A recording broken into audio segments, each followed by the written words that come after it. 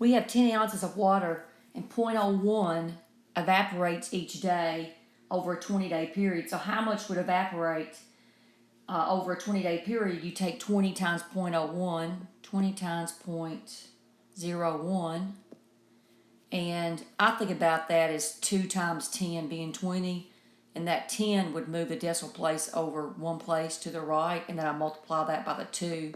So I know my answer is 0.2. That's how I think about that. 2 times 10 times 0.01. This one moves the decimal, and then the result I multiply by 2.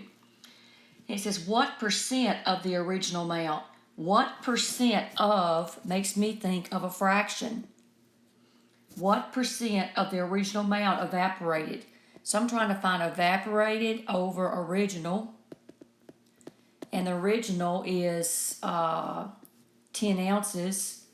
And 0.2 ounces evaporate over 20 days. So that's evaporated amount over original amount. But it says what percent? We want to change this to be in a percent form. And so the way you would change that to be a percent, you would multiply it by 100. So 0.2 over 10 times 100. And 10 will go into 100 10 times. And 10 times 0.2 is 2%. If you want to review, if you have 0.05, that's a decimal.